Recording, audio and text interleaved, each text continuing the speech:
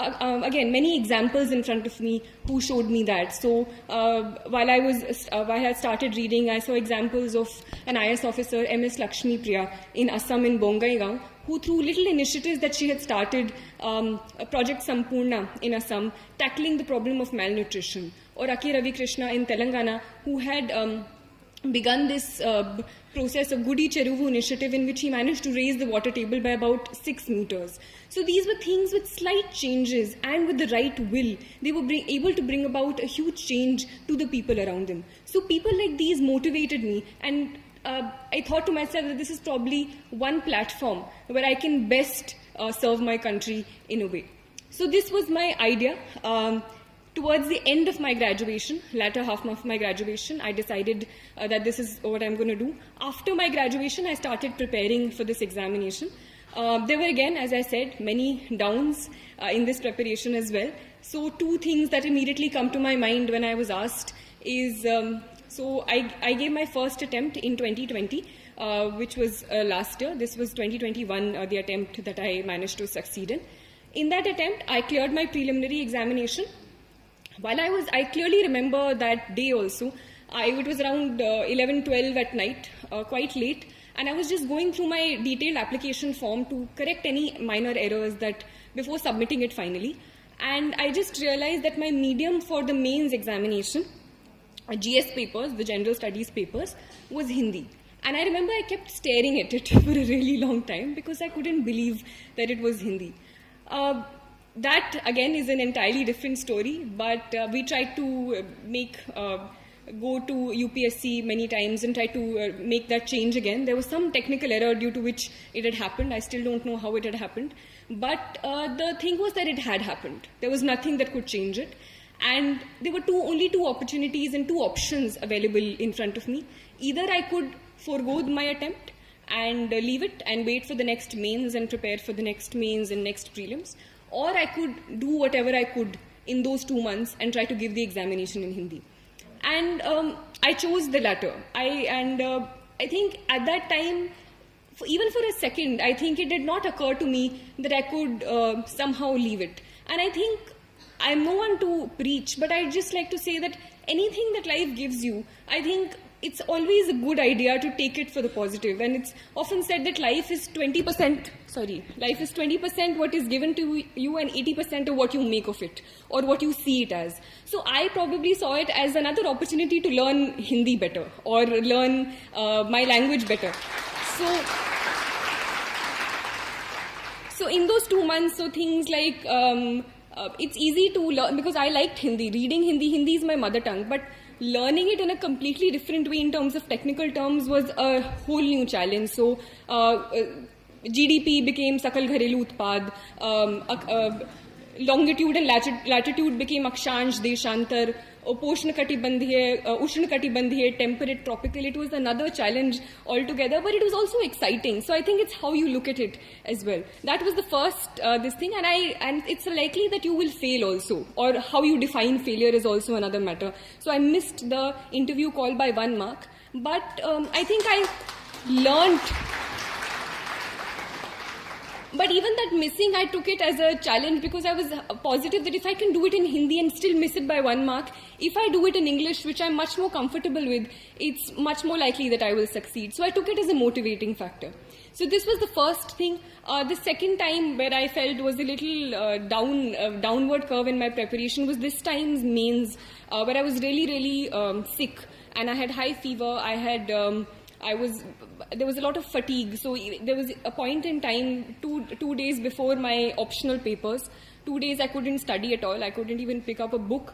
2 days before it, I was literally texting my mother on WhatsApp things that I wanted because I didn't have the energy to speak. This is not something that I'm exaggerating, but there was so much fatigue in my body. But at that point, you know that there are 3 days to go. You can either give it your all and not regret it later, or relax at that point and regret if I had pushed myself during those 3 days. So that's what I told myself. It's just 3 more days, 2 more days, 1 more day. I literally pushed myself to the hilt till I finally wrote my last word and heaved a sigh of relief on the last day of my optional papers.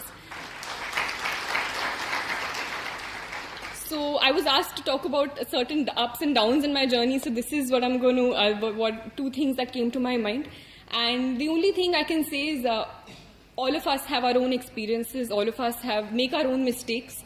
And I made mistakes. And the only thing is not to repeat those mistakes, to learn from them and go forward. And take anything that life gives you as a challenge. Go with it with a problem-solving approach, a solution-oriented approach as to this is something that is thrown at me. How can I best maneuver it? How can I go about it? And I think that's a positive way to look in life, to look at life, and it'll keep you more happy, I feel, if nothing else. Coming to my actual preparation. So this is when I turn to how I prepared for this examination. As all of you know, or some of you know who are preparing for this examination, it consists of 3 different stages: the preliminary examination, the mains examination, and the personality test or the interview. So firstly, it's important to understand that it's not a clear-cut division. You can't just prepare for prelims, you can't just prepare for mains, you can't just prepare for interview. It's a holistic preparation, it's an integrated preparation where your foundations need to be very, very strong. And I made sure that there were 2-3 things that I kept in mind. First was keeping my sources limited. So whatever subjects that I had, I used to rely on 1, maximum 2 books for my very, very basic preparation. Mostly they were the NCRTs or any other basic books. If you are going for any coaching classes, stick to any one coaching class and just add things that you may find from the newspaper or anything else. Right? So sticking to the basic book, sticking to the NCRT, sticking to whatever one book that you've decided for each subject for getting the hang of the subject. Right? Apart from that, being very, very true to the syllabus, and this becomes even more important in the mains examination, because one thing about this examination is that there's too much to read. There's a overabundance of information, there is overabundance of material in the market, there is overabundance of help that is given to you, there is overabundance of advice that is given to you. Every other person will come and start giving you advice about, this is what you should do, this is what you should do. But you should know what you have to do, and your best guide for that, according to me, is the syllabus and previous year question papers. So these 2 personally were guides for me, especially in the mains examination, as to what to read and what not to read. So even when you're going through a book that is being given to you, try to orient it with the syllabus that is provided and see, acha, this is something that can be answered, or looking at previous year question papers, that these are certain questions that are answered, and which will help me. So overall, as an integrated preparation, I'll talk about specific prelims, mains as well, but overall, keeping your source material limited, also for current affairs, also for the basic static material. Secondly, coming back to the syllabus, coming back to previous year question papers. And thirdly, of course, is revision. So whatever you do, even if it's the topper, even if it's someone who gets really high marks, the first time you read anything, the next time you come at it, it will be as if you've never read it before in your life. And this is something that all of us, everyone who has started preparing, has gone through. So make sure that you go back to it, keep on going back to it, rather than spreading your preparation wide, rather than reading 5 books for the same topic. Read 1 book, but read it 5 times or read it 3 times until you completely imbibe it. Right? This is overall for integrated preparation. Specifically for the 3 stages, there are certain slight tweaks to this preparation that you start making. So after you're done with your basic books, I'll talk about prelims specifically. So while your basic preparation is the same, for prelims, I personally found it one of the most challenging phases of this examination as compared to the mains and interview. I found the prelims most challenging because I always felt that there was a matter of luck also involved in it. The questions sometimes were very random, but I think I still managed to clear it both times, and the reason may be, looking back, at that time I was as nervous as any of all of you, but I again tried to stick to the basics. So firstly, the previous 3-4 months before the mains exam, before the prelims examination, I devoted mainly to prelims. At that time, mains preparation went into a backseat around 3 to 4 months. If you have not cracked this examination before, if it's the first time you're appearing, or if it's something that you regularly fail in, if you failed 2 prelims, then you can probably increase that time. You can go from 3 to 4 months, or even some people even take 5 months for complete prelims preparation. But mainly I think basic books are very important. And if you look at the questions in the past 2 years or 3 years, it's not something that you'll get out of a book straight. But if you have an understanding of the concept, and that's where conceptual understanding becomes important. You should not read a book just for completing that book. I've read that book. The reading that book is not important, understanding it is important. So if there are certain concepts in, say, geography about folding and faulting of rocks, or science, some science concepts, or some economic concepts about macroeconomic theory, if you're not understanding it, go look at other sources. Go and ask a teacher. Go and ask a friend. Go and look up something on YouTube, some small video that you find about it. Understand what it means so that you can better apply it in the prelims examination, because a lot of application-based questions are being asked. So unless and until you understand the concept, you won't get it. And here I used to focus also a lot on polity and economics, because polity and economics, if you look at analyze previous year question papers, polity papers are something that you can still prepare for, because you have your basic book, whatever you're relying on, be it Lakshmikant, be it something else, and you basically stick to that book and go through the constitution. So I also went through the BARE Act. And if you have a basic understanding of all the articles, all that, it's likely that you can answer a lot of polity questions. Similarly for economics, current affairs is there, but more than that, understanding of what is, monetary policy, what is fiscal policy will be fruitful in sort of answering those questions. So in terms of time and effect, or time and sort of results that come out of it, I felt polity and economy I used to give a lot of importance in, because I could rely on those subjects. Other things I felt were more random. So this was my personal strategy. Everything should be given importance, but these things you should not leave at all, is something that I'm trying to say. Make sure that your basic things and basic concepts are very, very strong. Secondly, for current affairs, so current affairs, again, I'll talk about it later as well, but for prelims, I used to rely on the yearly compilations. Any sort of yearly compilations of current affairs you get. Some people use monthly compilations as well, so whatever works for you, but make sure that you have one source, because current affairs is a sea of information, and once you get lost in it, some people go through daily current affairs and weekly, so just make sure that you have one source. Add on it from your newspaper if you read the newspaper. I used to stick to a newspaper as well.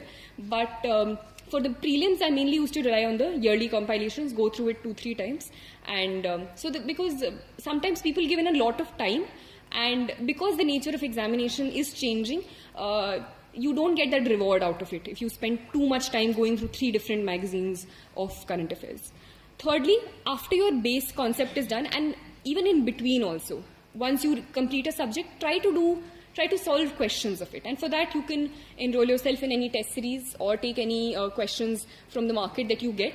So a test series was one thing that used to help me in, firstly, completing the syllabus and understanding, this is something that if I used to complete economics, I used to go and solve a test of economics. If I used to complete polity, so it gives you an analysis as to how much, how well you have read the basic books. Okay. Apart from that, practice of not just test series but also previous year papers, because previous year papers are important in helping you understand the language of the questions, the nature of the questions, and also the nature is also sometimes that you don't get it from the books. You also get the knack of eliminating questions, or getting to know, this is something that I can do if something like that comes, or trying to find corollaries in other papers. So previous year question papers are really important. I often give examples of where even questions are repeated. So say a question on right to privacy being part of which fundamental right was a question that was repeated verbatim. Similarly, there was a question on economics that was repeated within a matter of 2-3 years. So it's a reward that you get. Similarly, questions on history. So last year, I think, the year before this, there was a question on Mongols. And someone who had probably gone back and looked up what the Mongols were when they came to India would have maybe been able to answer the question that came this year. So both here there was a question on Mongols with slight differences, and the other options, if one had analyzed, one could probably answer the question that came this year. So going back to previous year question papers, not only the question but also Google searching other words, other options, looking back at the subject is something that really helped me, which probably helped me get through prelims at both in both years that I gave this examination. So basic books, current affairs, test series practice, at least 3-4 months pehle to I used to do a lot of test series in the last 3 months. Before that also you can beech mein do if you want. It also helps you understand how many questions you want to attempt in the final paper. So if you have good accuracy, some people go for 80 questions or even less. Or I personally went for a lot of questions. I went for 90-95 questions. But it depends. So all of that you will analyze when you're doing these test series and you're understanding which questions to attempt, which not to attempt, because negative marking also pulls people down. Apart from that, previous year question papers analysis, not only for practice, but I used to figure out things that I'll make notes of separately, which I couldn't find in any book. So in the previous year papers, if I'm finding a lot of questions on Buddhism and Jainism, and I'm not finding that specific content in a book, so I used to make 1 or 2 page notes based on Google search, based on going through a certain book, and revise them later. Similarly for maps, because maps is something that fetched you 5-6 questions sometimes. So going through maps, so I used to make a timetable before the prelims that every day for the last 2 months I used to devote say 15 minutes or half an hour to just the map questions, because you can't do all of them in one day. So just looking at a certain continent's map or going through certain videos that you find on YouTube, anything like that. So these are things that you have to figure out by analyzing, and these are things that no one will specifically tell you also. You will have to do this hard work yourself. Sometimes you just rely on toppers, notes are there, toppers, this thing is there, we'll just go and use it. That process of going through it yourself is also important. Even if you're taking toppers notes, so I used to take sometimes look at toppers answer copies or take toppers notes from certain sources, but making that your own as well. Going through that, adding stuff on your own, regularly revising it until you make it your own is also important. Okay, similarly for CSAT, for indexes, schemes, I used to make certain things, certain parts of the day which required regular revision. So I used to do that, devote 10-15 minutes every day, rather than, sitting one day entirely where it doesn't all go into your head. So whatever works for you, try to make a timetable that works for you, try to make a schedule that works for you, rather than blindly aping the person next to you, or getting, rattled that, this person is doing this book, it looks better, maybe he knows more or she knows more. Have faith in yourself, have faith. Firstly, strategize, and once you strategize, have faith in whatever path you're following by making slight changes that you find necessary. So this was my prelims preparation. Next comes mains, and within mains I'll talk about 2 main things as separate topics as well. 2 things which were important for me. One is answer writing, the second is note making.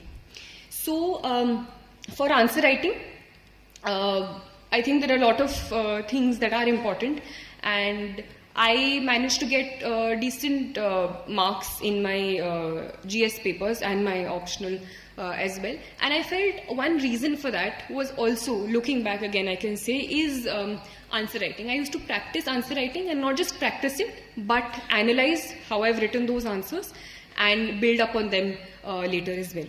So firstly, I think what is important is understanding the question, and this is it's a very easy thing to do, but lots of people don't do it, and I feel that if you just understand the question and answer what is being asked, half your battle is won.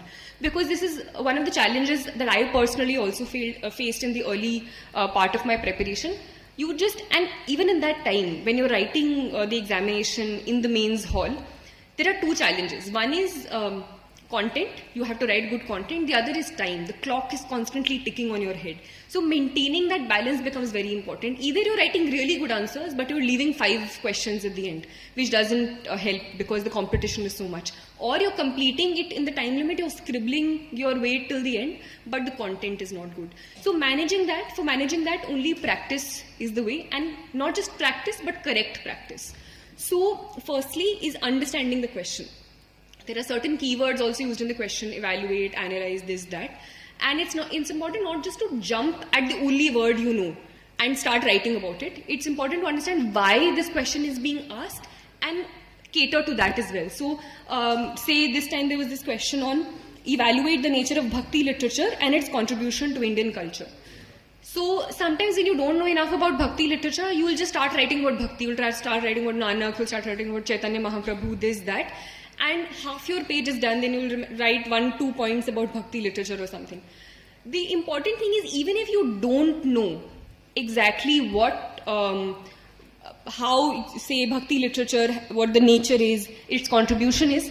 Try to orient your answer according to the demand of the question. So start writing about bhakti literature only. Start writing about, so I think in this paper, in this question, what I did also, I made, so although it's not required, but for visual presentation, I made this map of India slightly on the corner, and I jotted it down, jotted the different bhakti literature across the map, on the map itself. So say the Bishun Pad or Mirabai's this thing, everything, Lal Ded's this thing, Abhangs in Maharashtra and all of that.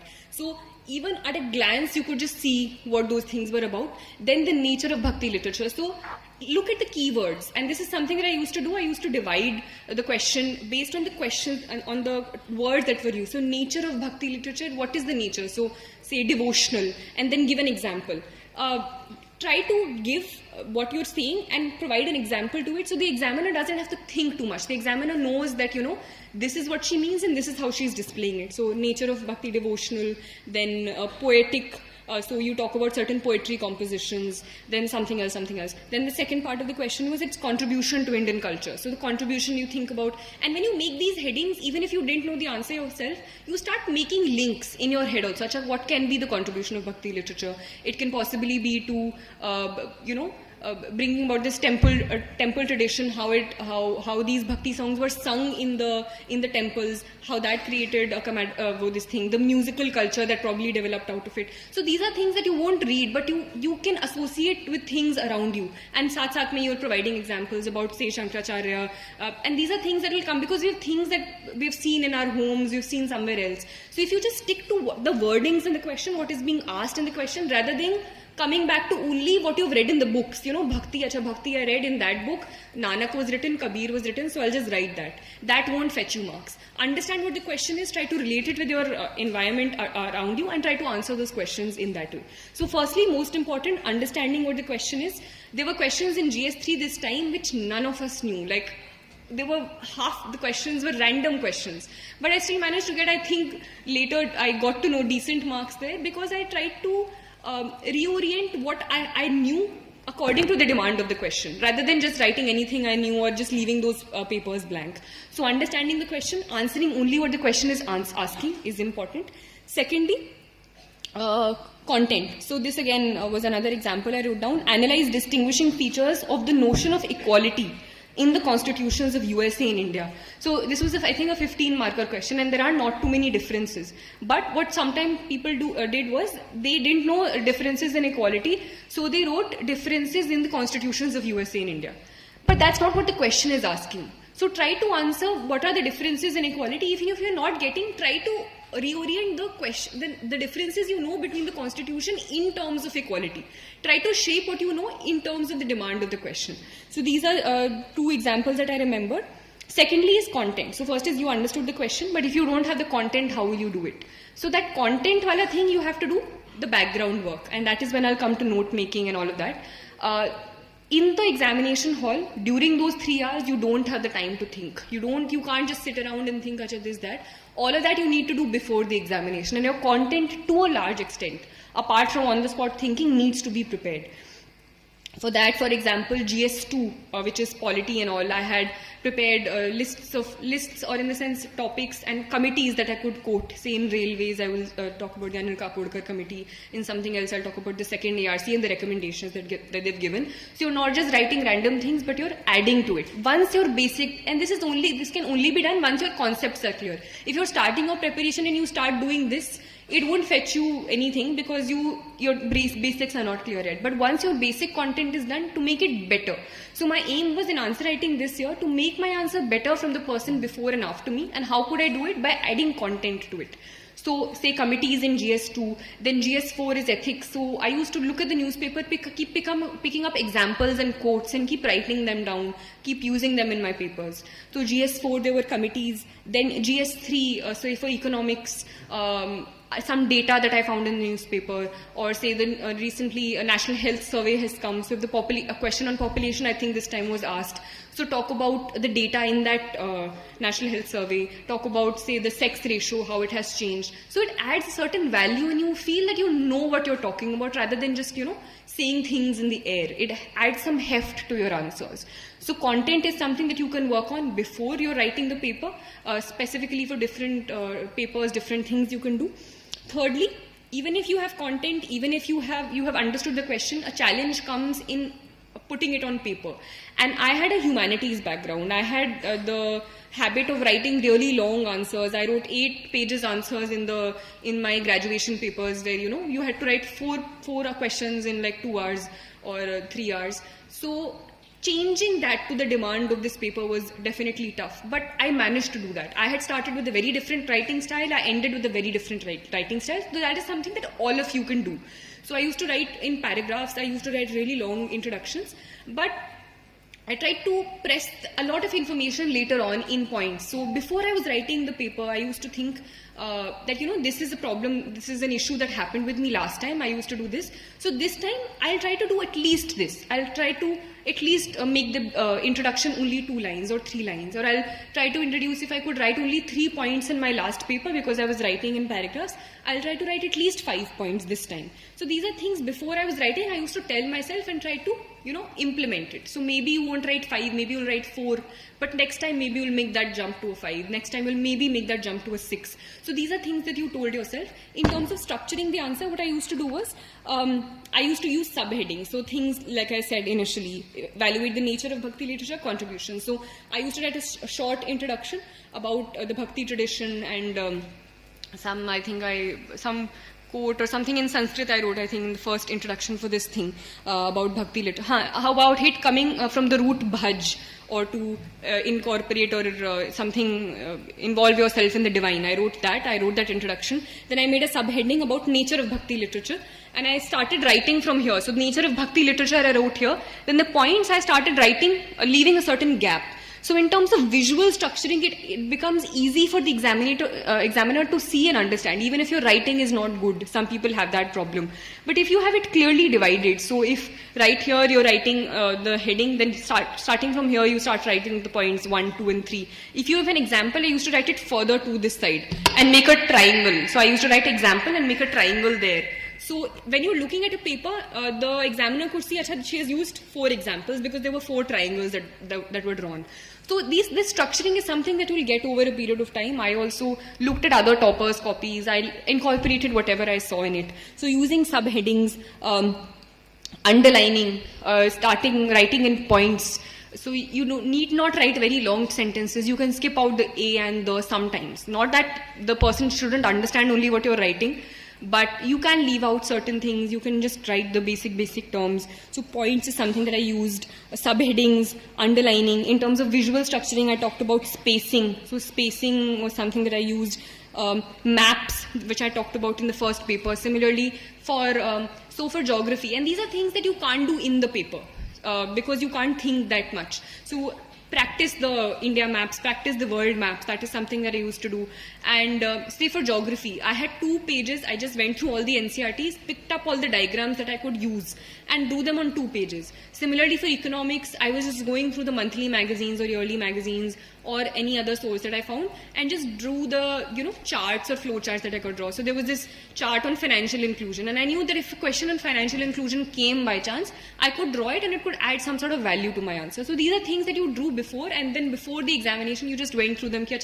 This is something that I can draw. Towards the end, this is what you do. You focus on the committees, you focus on the examples, you focus on these diagrams. So these are things that you can directly reproduce in the paper if the question comes. Don't just do it just for the heck of it. Sometimes people do that also. Randomly they're doing diagrams, randomly they're drawing charts. You need to do it only so that it makes your answer better. Don't unnecessarily bombard your things with these visual things, but if it's making your answer better, definitely do it, because it adds some sort of diversity from the paper before and after you. And all of this is done, but more than that, it's practice.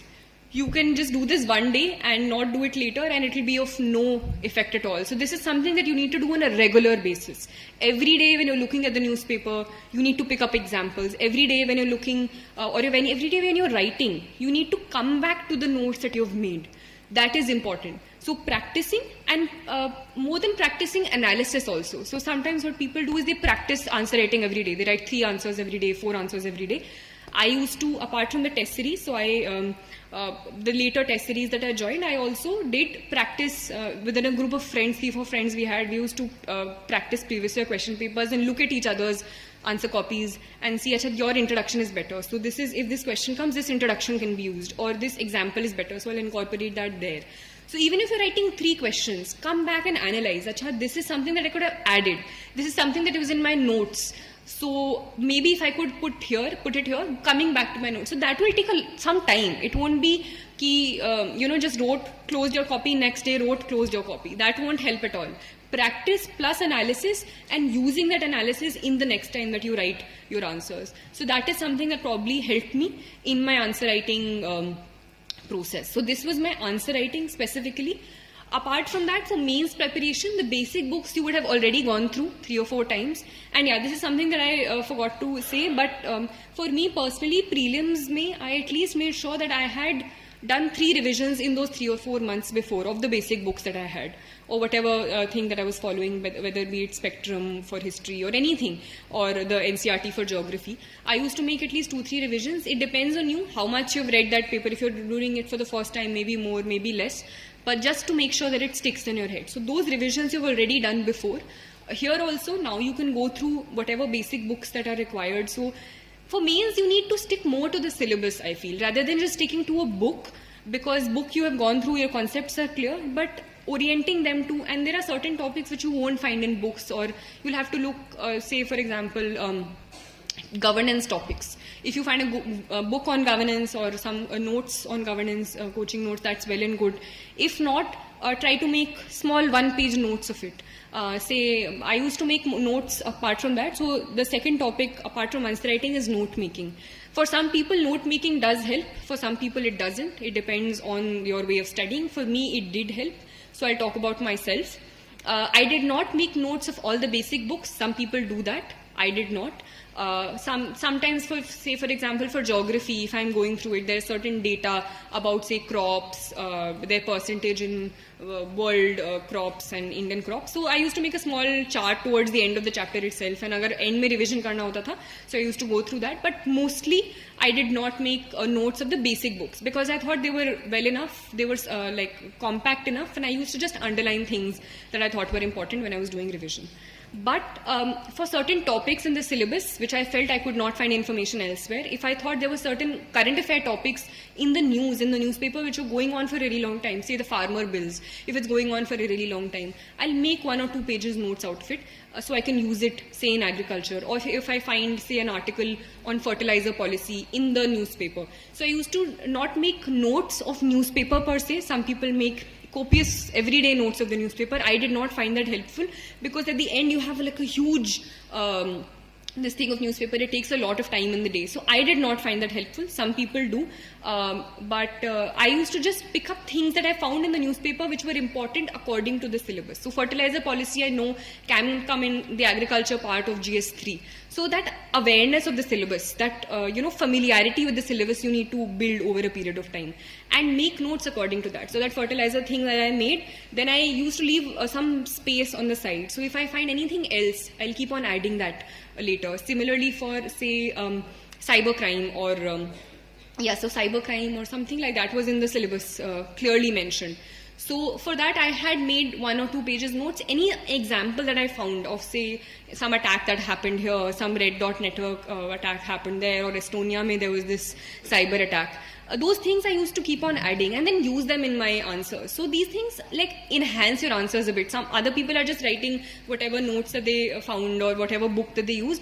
But when you see examples of, say, अच्छा US में ये वाला attack happened, shadow network ये हो गया, या Pegasus attack ये हो गया, so it adds some newness, and the examiner thinks that she knows what's happening and she can make these links. So these additions I used to keep on making from the newspaper, apart from making my main notes that I used to do according to the syllabus, according to any topic that was in the news.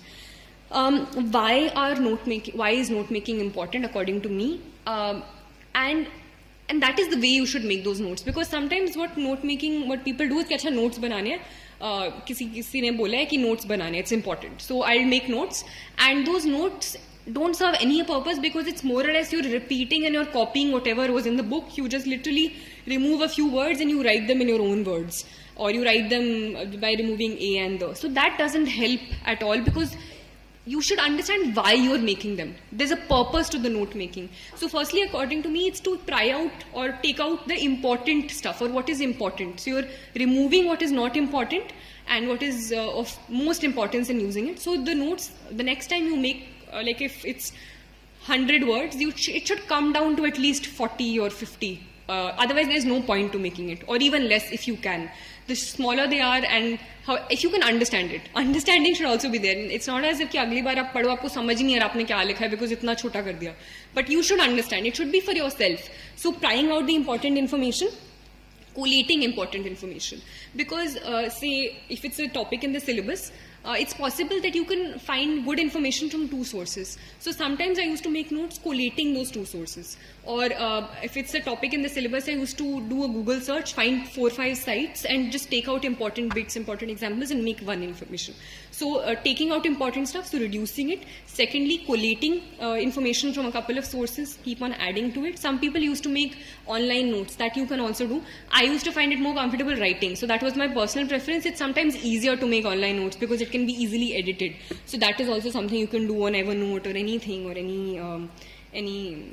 anything on your laptop also you can make. Thirdly, revising revising ke liye it's important, because immediately before this examination, and it especially helped me for my optional, because optional history was very, very vast.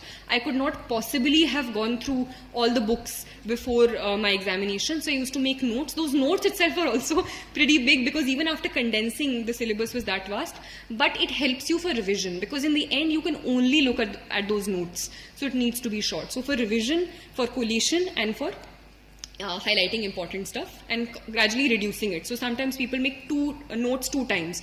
Firstly notes, and then notes of notes to even shorten it towards the end for extremely last minute revision, just keywords. So that is something that you can do. Which books and which areas you're making notes of, you need to decide. No one else will tell you according to your needs. Secondly, they need to be crisp, I've already told you. And thirdly, they need to be oriented to the syllabus. Don't write random stuff, they need to be oriented to the syllabus.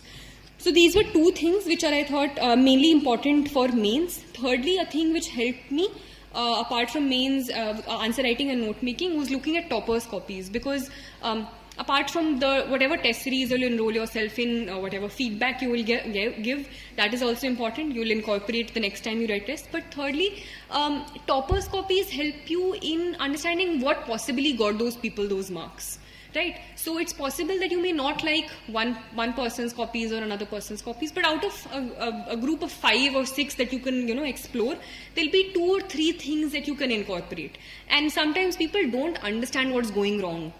People are giving attempts after attempts, they're not getting good marks. And that's because mainly they keep on sticking to the things that got them those marks. So it's important to get out of that cocoon, look at what other people are doing, and possibly learn from anything that is being given to you. So in that way, toppers' copies of certain subjects, of certain examples that I used to find in ethics copies, I used to, a quote I found, so I used to use that.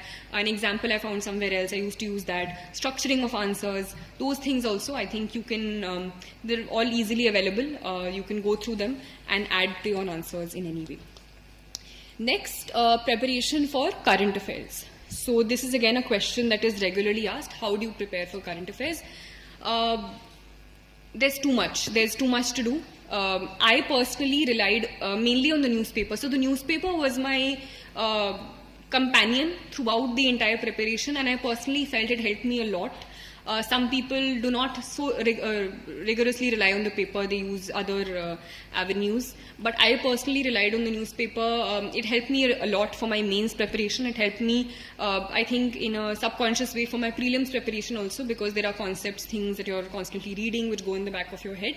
I did not make notes for it for prelims, but I made notes for it, as I had already told you, for my mains examination, topic-based, syllabus-based notes. So I just like to say that get into the habit of reading the paper. It will help you in some way or the other. And as we'll talk about later about the interview preparation as well, at that point you can't neglect the newspaper at all. Sometimes you have to rely on more than one newspaper to get opinions, but it's better to get into the habit of reading the newspaper, because sometimes in the monthly compilations or yearly compilations you get the facts, but you are not able to get into the bottom of it. You don't get opinions as such, or analysis, which sometimes I think you get from newspaper editorials or any other article that you find on specific issues. So try to get into the habit. If you're not able to understand it, take help of someone initially, and it's very natural. Initially people take 2 hours, 3 hours to go through the Hindu, go through the Indian Express. So it's absolutely fine. Take that time, but over a time cultivate a habit of reading only the important parts. You can leave out the political bits for the preparation, you can leave out certain other things, and if you orient yourself to the syllabus, you'll understand what to read and what not to read. So the newspaper I used to follow, I used to keep adding examples, adding notes to my mains notes that I was making. Secondly, my other source for current affairs was the yearly compilations, which I used mainly for the prelims. For the mains, what I used to do was, apart from my mains notes, I used to just go through indexes of the magazines sometimes and, just add. So any sort of magazine that you're using, there are too many available. So any magazine that you're using, I used to just look at the index. Anything which was missing in my notes, I used to use that. So use it according to how you want to. So yearly compilations for prelims, and thirdly, my notes. So my notes I used to make, and we had made a certain group also, a self-study group, 3-4 people. We used to divide certain topics, make notes of them, and use them towards the end. So that was my strategy for current affairs. My only advice is keep it limited. Don't, because there's a lot to go in read in current affairs, stick to any one source and believe that it will work out. Because self-belief is also very important in this examination. Self-doubt is one of the biggest things that you face at every level. You're all thinking, Acha, this book is not good enough, my preparation strategy is not good enough, this particular coaching or anything. You're always questioning yourself, but just have that self-belief that whatever you've chosen is going to get you there if you have, the correct reasons, the correct strategy, and your materials, basic materials are right. Then was my strategy for optionals. So optional, firstly, is the choice of choosing your optional. So according to me, some people have asked me, how do you choose your optional? And some people had thought that history was not a scoring optional initially. So I was also told, even if you have history as your background, try to change it. Some people have changed it already because, history is not that scoring. And maybe you take sociology, maybe you take something else, you'll get more marks. So I personally think that this is not true. There have been people from all different sources and different optionals who have got marks. There are people in the top 20 from economics background who have gotten marks, from Hindi literature, from sociology, from political science, from medicine. So these are things that, people say that economics may don't get marks, history may don't get marks, medicine is very, very vast. So just make sure that whatever you choose as your optional, you have an interest in it. Because an optional, you have to put in a lot of hours. You have to, consistently read those things, read extra books, write answers. And that will not be possible if you don't have interest in that subject. So first and foremost, make sure that you have interest in the optional that you're going for. If you're, say, from an engineering background, which some people say that, they have a problem with, because, say, I had history as my background. I did my graduation in history, so I took history. I was comfortable with it. I had an interest in it. If you are not from any of these backgrounds, if you don't want to take any sort of engineering as your optional subject, what you can possibly do is just go through roughly the books of all of these things. Just roughly go through sociology, go through history, and see where you find yourself, more comfortable with. Secondly, apart from interest, is material and guidance of a certain sort, because I feel each optional has a slightly different strategy and slightly different things that you need to keep in mind. So any sort of mentor, any sort of person who has cleared the examination in that subject, you can ask that person, ask another person for its pros and cons. So take every optional, see its pros and cons, see which pros you can work with, see which cons you can work with, and then come to an optional. For history, my personal challenge in history was, even in this year, even I was very, very jittery even before I was giving my final optional papers, was the vast syllabus. So I think that was a personal challenge that I had, balancing it with my general studies preparation. That time management, again, you have to figure out yourself. Before the mains, I used to divide mostly my day into half. sometimes that more than half was given to history, and in the end I still wasn't very happy with the revision that I'd done of history. So it's just, I think what maybe helped was my note making. Even in the last day, even in that 1 hour, there were certain things that I hadn't done. So I revised, because I had short notes, I revised in the 1 hour that was given to me between the 2 papers. So that also I could use in the last thing. So note making really helped me, according to me. Practice, revision of those notes helped me. So that, I think, worked out for me in history. I had a certain love for the subject, so that sort of background also probably helped me. So strategy for optional, I feel, depends from subject to subject. So if you have, and I think we'll have a interactive question answer session at the end. So if you have any specific questions that you would like to ask about my optional or any other thing, you can ask, because each optional, I feel, has a different strategy. And basically time management, I think, so which comes to the next topic as well. Time management is crucial in this examination, and even though these things may seem the most boring, time management, revision, all of this, but I think these are the things which actually work out in the end.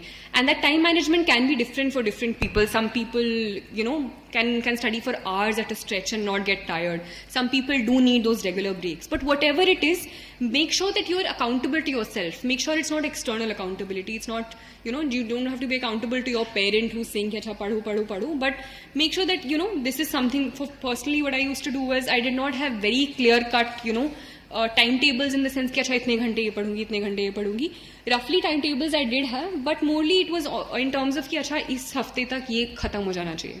अब वो कैसे भी मेरा खत्म हो रहा है. If there were days when I did not feel like studying at all, I used to completely put away my books and chill in the true sense of the word, or do anything. But when I used to study, I used to do it with my, literally tan and man, and not think about anything else. So those things, those ways of studying, you need to figure out yourself. Ways of taking breaks, ways of motivating yourself, you need to study, figure out yourself. There are too many distractions in today's day and age. So some of my friends completely cut off from all social media. That also works for some people if you have the will.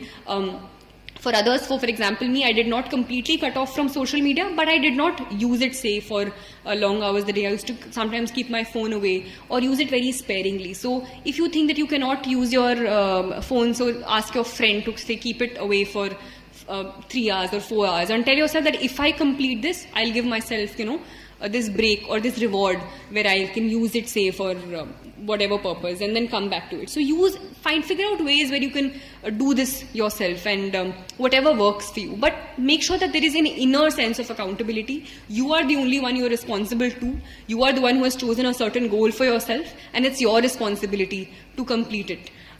So that is something that must be kept in mind in terms of time management. But time management is important. You cannot ignore it.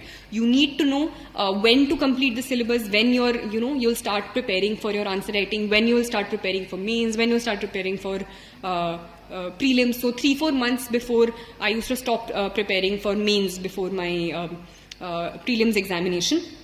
Before that, initially, after my prelims examination, the early few days I used to keep for ethics. Then I used to start preparing my optional strategy.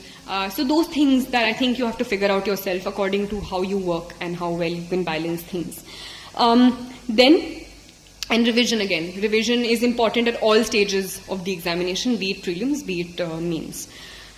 Then I think thirdly, we've talked about prelims, we've talked about mains, we've talked about optionals. Now we come to the interview part of the preparation, and I think it's still a faraway thing because I believe that some of you and most of you have started beginning your preparation or are thinking of beginning it.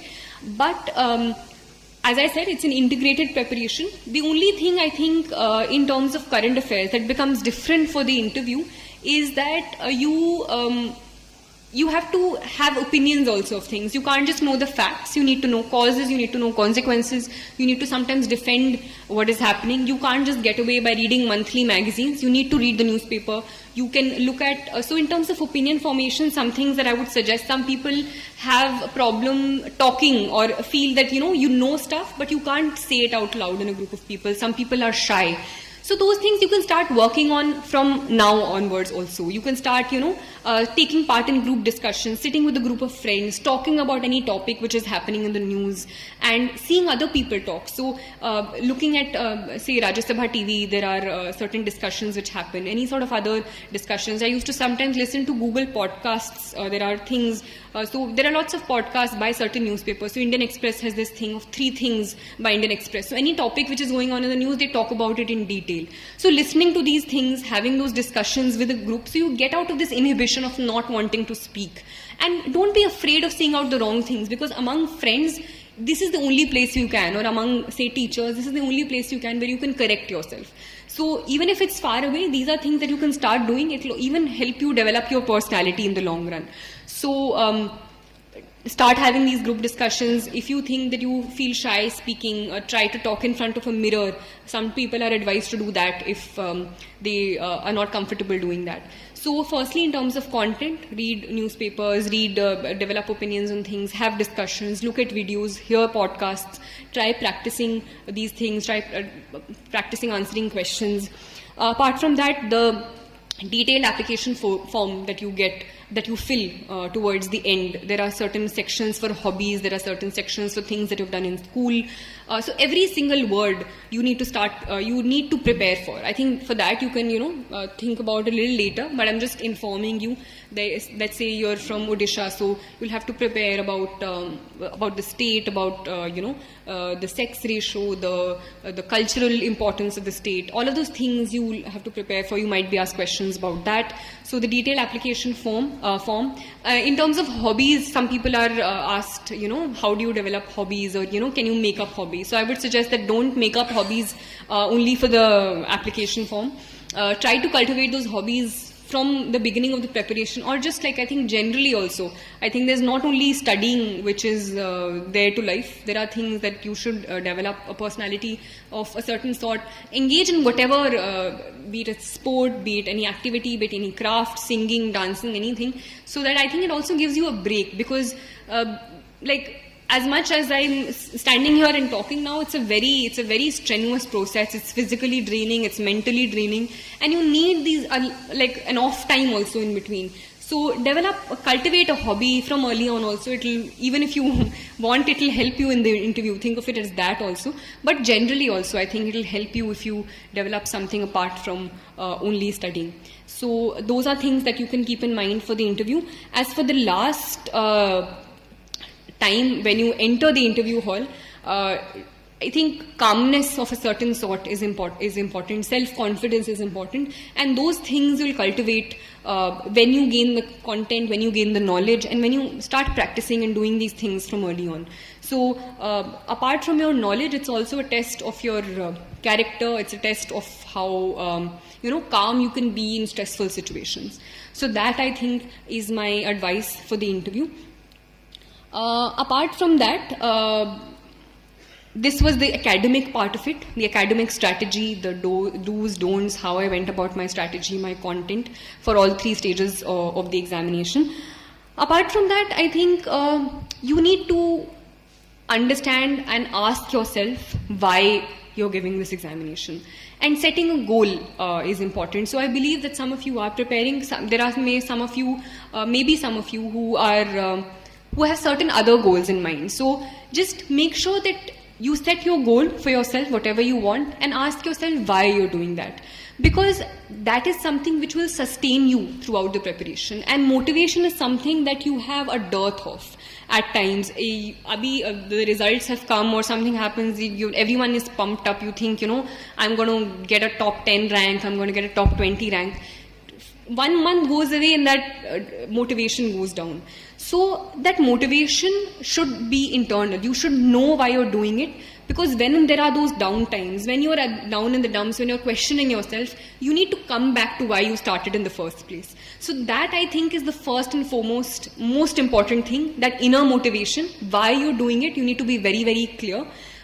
If you're not doing it for the right reasons, it's probably good to step back. But just remember why you're doing it. So setting your goal, once you've set that goal, it'll also give you the motivation to work hard, because even though there are different strategies, different ways of reaching your goal in this examination, you have to work hard. There's no way working around it. Whether you're doing it by slogging 18 hours a day, whether you're doing it by doing 8 hours a day but doing it consistently, you have to work hard. There's no easy way out of it. It is a very, very tough examination.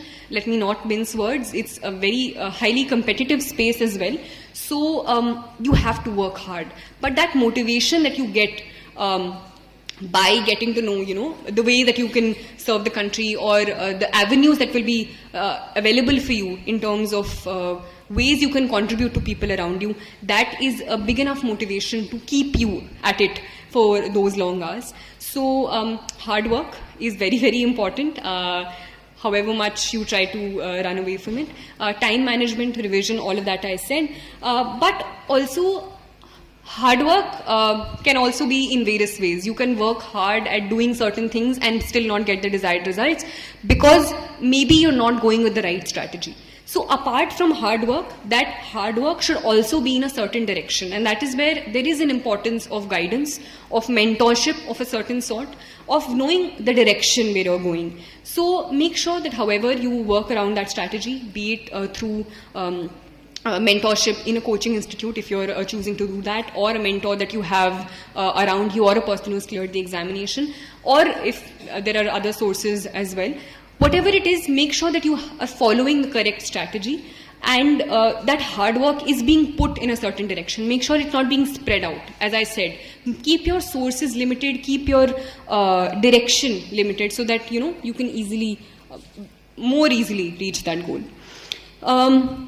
Apart from guidance, mentorship in a certain direction, after the hard work and after all of that is just going through the content, is the practice and evaluation. So for practice, any sort of tests that you go through, test series, be it for prelims or for mains, and more important than just the exercise is the feedback. So using the feedback, not just taking the feedback as it is, but using the feedback the next time you do that.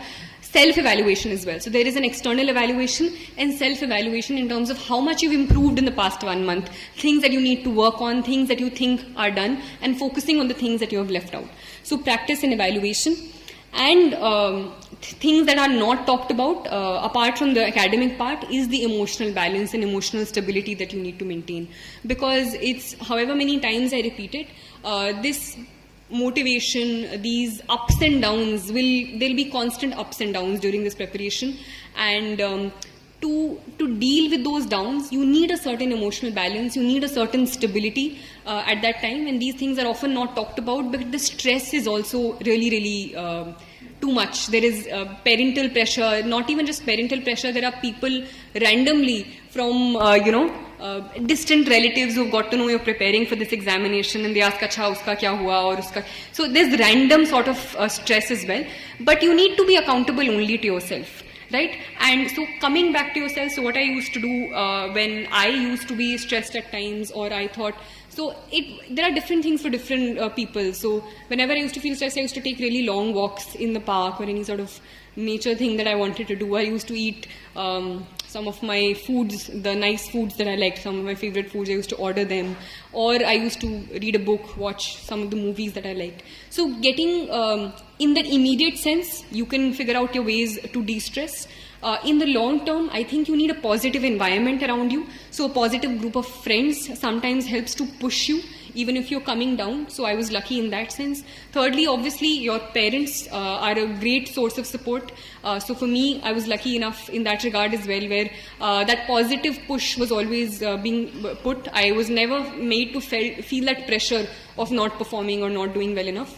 But even people who do not have that sort of support, people who are living completely alone, who do not have the positive environment of friends or parents around them, try to look inwards. It's easier said than done, but try to look inwards, try to understand what you're doing, figure out ways of de-stressing, whatever it is.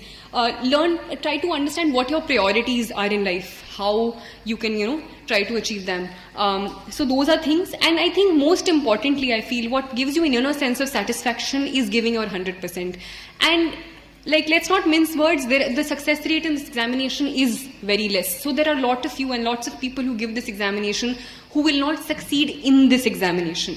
But that does not mean that you do not succeed in life, because there are various other avenues in which you can give back to society. I have friends who have exhausted all of their attempts but are doing very, very well in other aspects of their life. So as long as your goal is set in terms of what you want to do, there are various ways in which you can serve people around you. Make sure that if you've chosen to give this examination and it's something that you want to do, make sure that you give your 100%. So at the end, there'll be no regrets. Even if I did not clear this examination this time, I would definitely have been sad, I would definitely have been heartbroken, but at the same time, I would have been content with myself that I did all that I could. And the idea of Nishkam Karm that we often talk about, I think it's very important when the Karmani Vadhikaraste Ma Phalishu Kadachana, you give your 100% and then don't worry about the result. All you can do is do what you can with the right strategy.